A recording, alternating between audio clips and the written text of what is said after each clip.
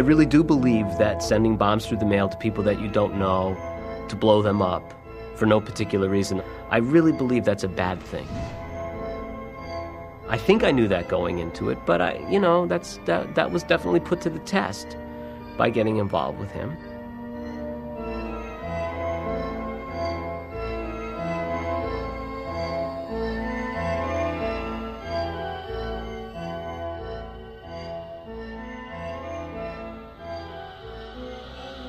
David Galerner, professor at Yale, he's opening a package in his office, and his hand gets blown off. Just like that. An advertising executive sits down at his kitchen table and gets blown up. And the package wasn't even necessarily intended for him. Guy out in California, Hugh Scruton, picking up something off the ground in the parking lot behind his store, and he gets blown up. Sudden, inexplicable, random visitations of mayhem on people who really weren't doing anything. But they had enough to do with the world that he hated that they made reasonable targets.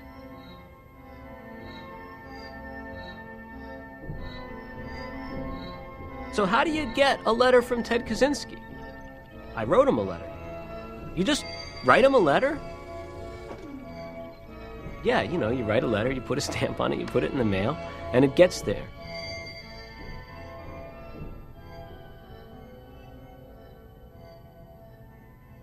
Why did you write to Kaczynski in the first place? My frustration in getting published, in general, had been that nobody knew who I was. That's what I kept getting told. Yeah, these are good ideas, but nobody knows who you are. And short of blowing up people, how do you get your name known quickly? In this society, this culture, you attach yourself to somebody whose name is known. So instead of blowing up things, you attach yourself to someone who blows up things. He takes a shortcut to getting his name out there, and I just sort of follow in his wake. It's like chasing an ambulance. The ambulance clears the traffic, you stay close behind, you get there too. It's sort of like that.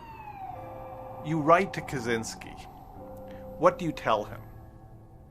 January 24th, 1998. Dear Mr. Kaczynski, please forgive my intrusion into your life, except what the news media have decided to tell me. I've violently objected to the fundamental tenets of the modern world. That there has been so much interest in finding a psychiatric diagnosis for you, to dismiss your protest as the ravings of a lunatic. I told him that I lived in the woods and that I knew a little bit about what that was like. I think that your story needs to be understood in the context of anti-modernist protest. I thought that a biography could be useful for everybody, for him and for the world that was quickly turning him into a caricature.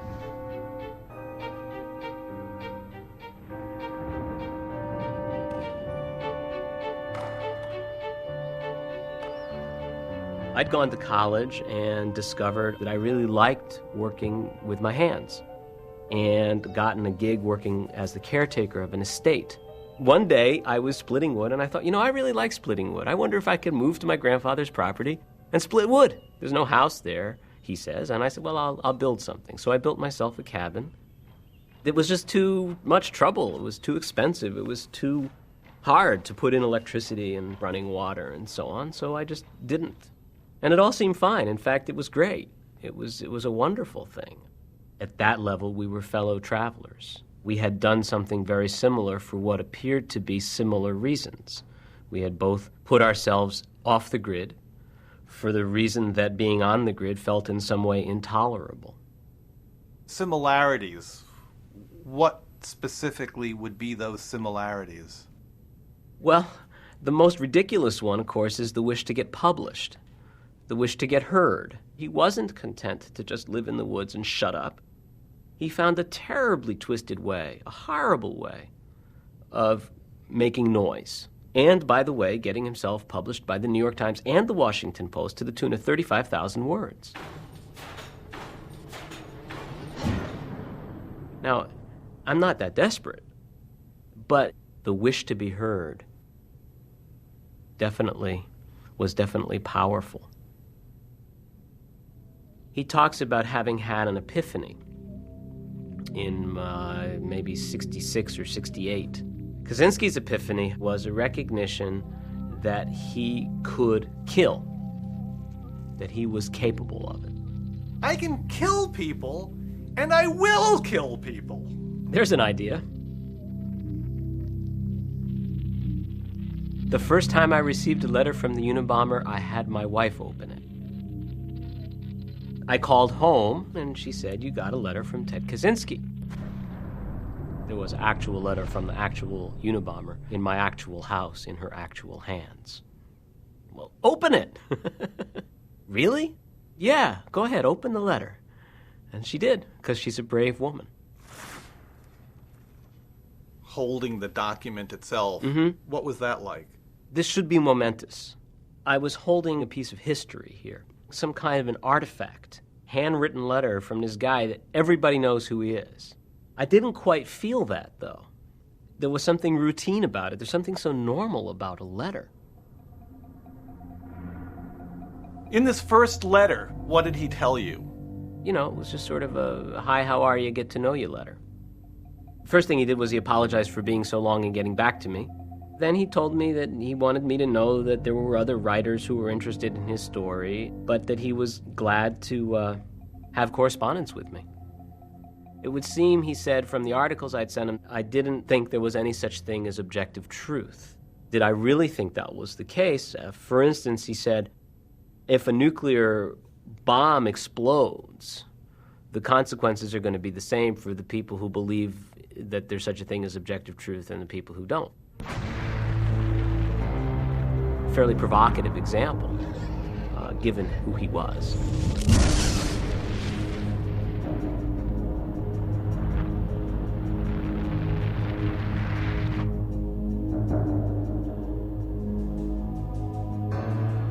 It was something of an obsession.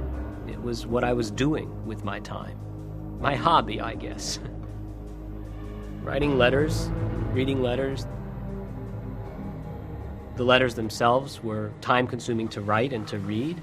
I've sent him a few books, and we've discussed those. He's on my Amazon.com list. You go to Amazon.com and you send a book to Ted Kaczynski. Yeah, he's on my list. You know, when you get your mailing list, he's on my mailing list.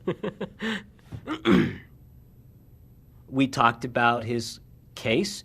We talked about the problem of psychiatric diagnosis. And a lot of our correspondence was about whether or not he was going to allow me to have access to him, whether or not he was going to allow me to interview him, to write about him. Essentially, why should I let you do this? It's a battle over who gets to tell the story about who Ted Kaczynski is. And he wanted me to enter that battle on his side. When I did venture a speculation or an interpretation, anything that was just a little bit different from what he had actually written to me, he would object. He would feel his control being taken away. When he signs his name, he underlines his name with a scrawl that I wrote looked like the mark of Zorro. Well, it's not the mark of Zorro, he said. It's really just two underlines connected with a third line. I can see how somebody with a fertile imagination might see it otherwise. Fertile imagination is Kaczynski speak for defective. It was a mark, but not the mark of Zorro. Right. The interpretation is what bothered him. I was taking liberties with his story. Why talk to you at all, then? Well, because he was intrigued. He allowed that he liked me and that he enjoyed our correspondence. But he always stopped short of saying I had any effect on him. And there's a difference. When I was doing this, I wasn't talking with very many people. How do you convey an involvement with somebody like this without at the same time seeming like an apologist or somebody